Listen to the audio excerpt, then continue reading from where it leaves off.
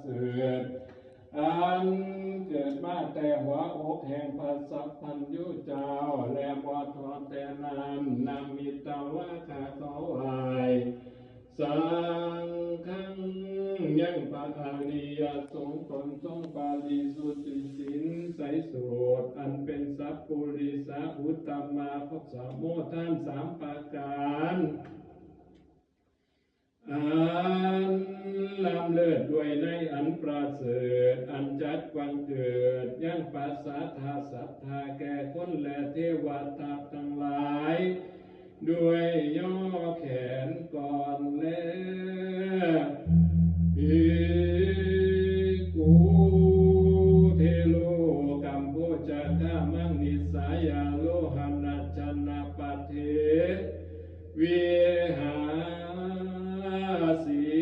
ดังจักหูมานีอาติเตกาเลใน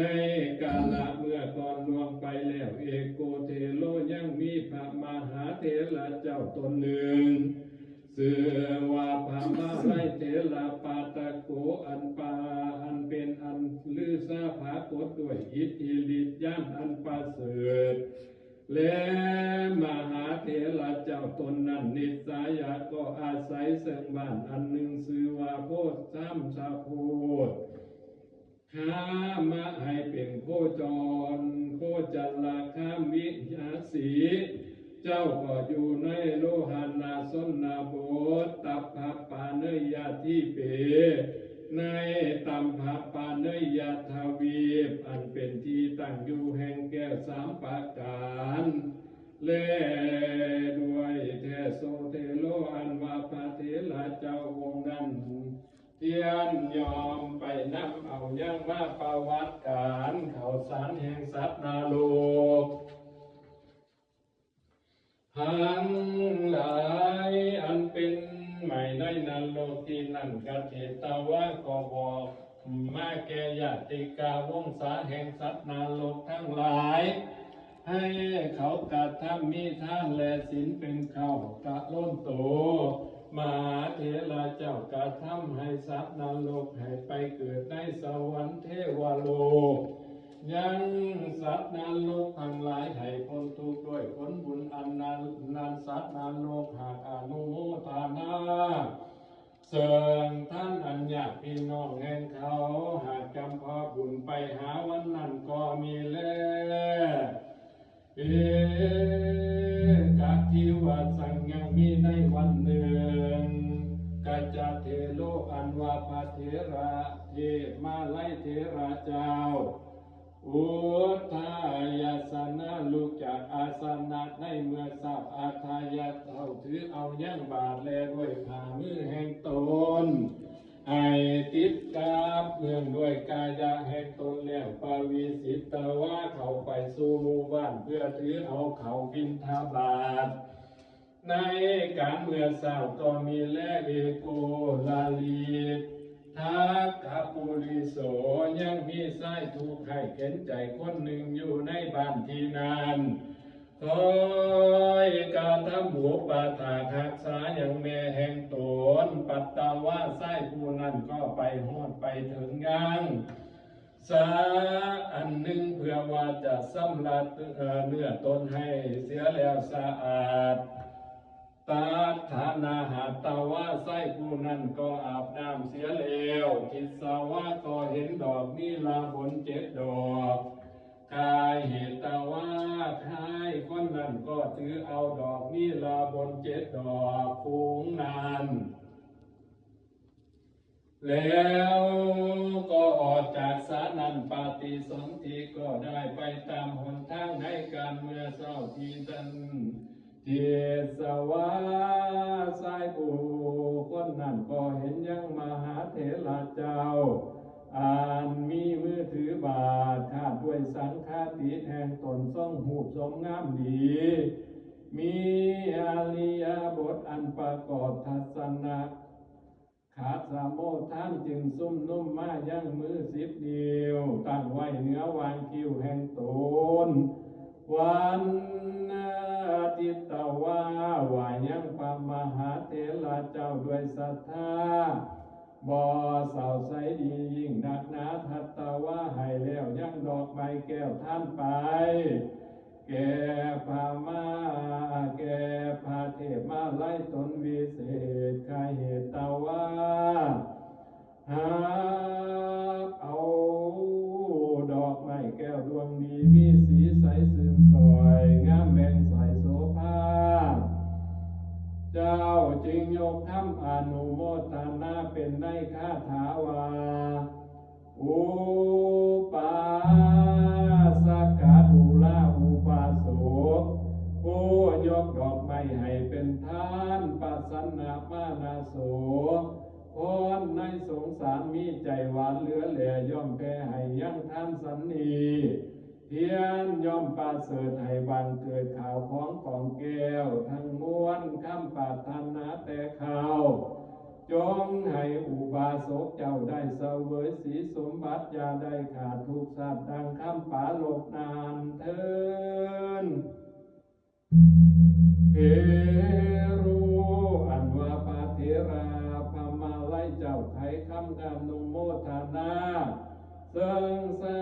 ทุกขีให้ดังคำปรารถนาเทพาบุตรมาไล่ไขคำอันประสงค์จงใจหำฮ้อนลาลึกต่อของท่านบัวผาบานงามยิ่งเป็นดังดอกไม้สิ่งทั้งหลายกูจัดไปถวายไว้ให้เป็นที่ไหวและที่บูชาที่ใดนี่จ้าอาหังนันว่ากูควรไปบูชาพระธาตุไปเจดีย์มูนีเทศนาธรรมดวงประเสริฐบัณฑิตมหาเถระเจ้าบ่อคาห่มเพิ่งถึงสามเทวาพระธาตุและเจดีย์ปัสสีมหามูนีเทศนาธรรมนานกูหากได้บูชาแล้วเจ้าดีหลีปูเชสามิกูจะเอาดอกไม้ทั้งหลายฟุ้งดีวิเศษไปไหว้พระเกศแก้วจุฬาคันว่าเจ้ามีคำห่มเพิ่มดังนี้แล้วก็จะยกขึ้นเหนืออากาศมาดวาลัดนิ้วมือเดียวเป็นปามันด้วยอาการศพสอดขึ้นหอดพวงพาเกศพาเกศแก้วจุฬามานี้อันปรากฏแล้วด้วยแก้วอินทานินเป็นที่ซื่นสอบยินดีสดขนาดอันอินทาราทีลาหาสร้างไว้ให้เป็นที่ไหวและบูชาแก่เทพยดาทั้งหลายมวลบูชาภูพร้อมทุกคนตนอยู่ในวิสัยยนต์ภาษาแห่งพญาอินทิราชอันเป็นอาจในตวัติงสาพากฏในประเทศพระเจ้าตนวิเศษเมื่อเป็นพระโพธิสัตว์เจ้าหากตัดด้วยขันไส้คำแก้วแล้วจึงถือเอาด้วยมืออันอ่อนสุกุมาลายสนสวนวิเศษคือดังยอดฝ่ายอันอ่อนสุกุมารก็จึงอธิษฐานว่าผู้ข้าขอออกบวชดังนี้จากดีเป็นพระเจ้าตนวิเศษเกศผู้ข้าอย่าได้ตกลงมาทับดินจงบินบนอยู่ทั้งอากาศอินท่าทีลาบเอาหัวทุ่นหูดพักคำมาหับเอาเมื่อตั้งไว้สองนาวิสัยยนต์ภาษาแห่งตนก็มีแล้วนาเหตุตั้งนานบรรดาภาคาถาพันนันนี้เจ้าตนแปลงคำพี่ปามาไล่ไขก็ไขออกก็เป็นสาธากาให้แจ้งวานสาธาวุดูลาสัพปุริสาทั้งหลายไปพามาไล่เจ้าสามารถปัสสิตวาเขายังจะตุทาสานปาทันทานปัทันนานเฮียบเสด็จยังระยาเมื่อสู่อากาศงามพิลาดดังหงคำตัวพันแล้วมาดวาลัดนิ้วมือหนึ่งมือเดียวก็พากฏในเขตในควงเขตไปเกตแก้วจุลามานีอันมีอยู่สองหนาวีส้นไส้ภาษา แห่งพญาอินทีราชปุปปคันตาวามหาเถระเจ้าไปและบูชาพระเกศแก้วจุฬาวันอาทิตย์ตาวาก็ไหวนกเข้าโลกเก่งด้วยด้วยทิฏฐิทรงหางคาหาเลงแล้วก็จึงสถิตอยู่ในสถานที่ควรมีและตาท่าในการนั้นบัดอินทาทีลาตนเป็นอาจแก่เทวดาก็เสด็จเข้ามากับด้วยยศศักดาปริวารมากนักหนาบัวเสตตาวาบูชายังไปเกียรติแก้วแขวมาแง่กำขวาแห่งสัพพสัญญูเจ้าด้วยเครื่องบูชาแล้วก็เข้าไปไหว้มาพระมหาเถระเจ้าด้วยเครื่องบูชาแล้วก็เข้าไหว้พระมหาเถระแล้วจึงไปสถิตอยู่ในสถานที่ก็มีแลสัพพเทวะอัจฉราอันว่านางฟ้าทั้งหลายทั้งมวลผู้เฉตวาผู้บูชายังพระเกศแก้วจุลกัตตวากระทำเวียนปัทักษิณสามหอบนกนอกไหวย่ำยิ่งด้วยองค์แห่งหาแห่งแล้วเข้าไปไหว้พระมหาเถระเจ้าตนทาลงศีลาทีคุณเนสีทีก็นั่งหอดทุกกาตัวพายก็มีแลสาโกเมื่อนั้นบัณอินทาเทราปุชีก็ถามพระมาลัยเทพเจ้าว่าเจ้าผู้ลูกจากประเทศเกษากรรมใดมานี่ก็จะชมผู้ปัตคาโตเมื่อนั้นพระมหาเถระเจ้าคานข้ามเทวหิว่าแต่เฮาลูกแต่ส้มผู้ทวีพุ่นมาเพื่อจะไหว้บูชามหาธาตุแท้ดีแลว่าดังนี้ปันเทพพมาไล่ทรงตนทาลงสมสีไว้สีใสไว้สะอาดเจ้าจึงถามพระอินทาทีราชตนมีบุญเมื่อไพ่รุ่นวามหาราชดูลามหาราชตนเป็นอาจแก่เทพพยาดาจุลามานีอันประเสริฐอันตั้งอยู่ในสันฟ้าเลิศตาวาติงสาตายาอันพากษัตริย์ตนบุญมากหากสั่งไว้ให้เป็นที่บูชาแก่เทพทั้งหลายนั้นลือสักโกเมื่อนั้นอินทีราชอินทีท่าทีราชตนประกอบด้วยสมภารบ่ขาดจึงขานคำพามาไล่ว่าพันเตข้าไหวกูอันว่าพระเกศแก้วจุลามณีมายาอันว่าภูขาหากตั้งไว้